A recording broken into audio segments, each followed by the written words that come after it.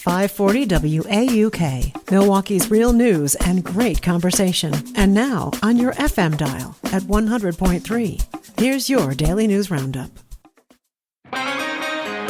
With local news on 540 WAUK on 100.3 FM, I'm Stuart J. Waddles. Milwaukee voters and those across the state head to the polls tomorrow for Wisconsin's partisan primary, with races for governor, state lawmakers, and some county offices on the ballot. Polls will be open from 7 to 8, and voters should bring a photo ID. The primary will narrow the field before the November 3rd general election. Your ballot depends on where you live and which party ballot you choose. Voters can check their polling place and see a sample ballot at myvote.wi.gov.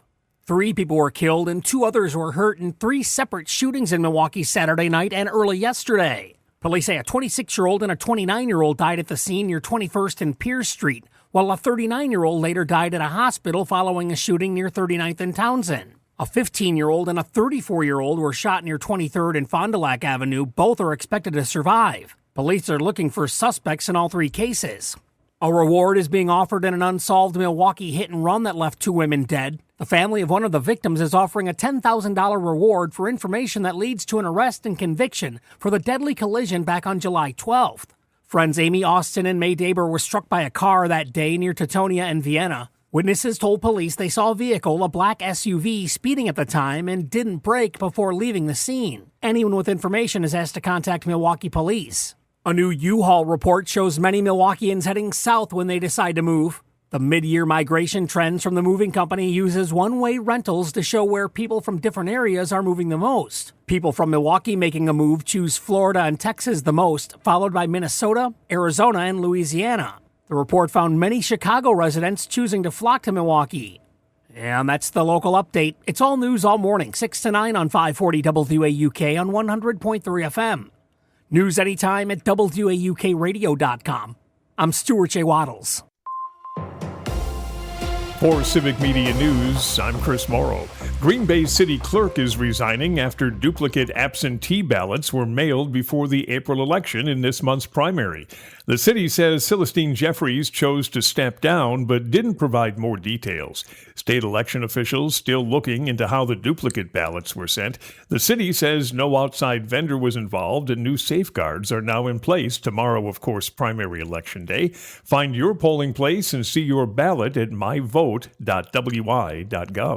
Madison's Police Civilian Oversight Board wants an independent review of an encounter between police and the city's interim independent police monitor, Aramik Glass, and police. They had an encounter while officers were trying to clear an encampment near Williamson and Baldwin Streets last week. The committee noted that Glass was trying to fulfill her duties and was injured during the encounter. Online footage shows that Glass had a broken hand, leading to the Madison Police Department to release their own video to ensure transparency. Wisconsin Attorney General Josh Cole is joining a lawsuit to block the federal government from getting personal data from millions of welfare recipients. The case challenges a new rule that could let the government share information like Social Security numbers, addresses, and immigration status with other agencies. Supporters say that rule would help prevent fraud, but the attorney generals behind the lawsuit say it goes too far and threatens sensitive information. A Wisconsin man advocating for disability rights in Madison, Carl Scholze, traveled for 11 days by wheelchair from his Fox Crossing home to the state capitol, highlighting the importance of Medicaid for people with disabilities. He wants to bring more attention to Medicaid cuts made by Congress and called for bipartisan support to expand the health care program. And that's your state news. Chris Morrow for Civic Media News.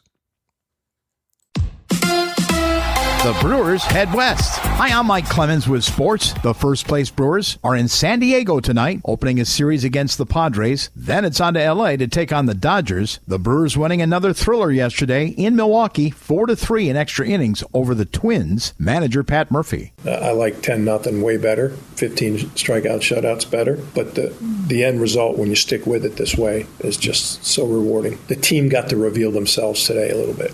We haven't been great, but we won because that's what we do. NFL, the Packers are up to full strength with Josh Jacobs, Marshawn Lloyd, and now Chris Brooks at running back. I asked Brooks, back from a hamstring injury, what will be his focus. I think really daily just finding one thing to work on and just dialing that in.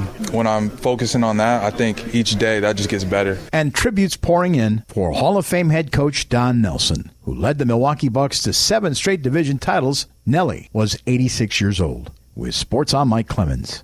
It is going to be mostly sunny with a high in the low to mid-80s today. Tonight, partly cloudy, a shower or two possible with a low into the low to mid-60s. Tomorrow, scattered showers and thunderstorms, otherwise partly to mostly cloudy in the upper 70s to low 80s. I'm meteorologist Sean Cable.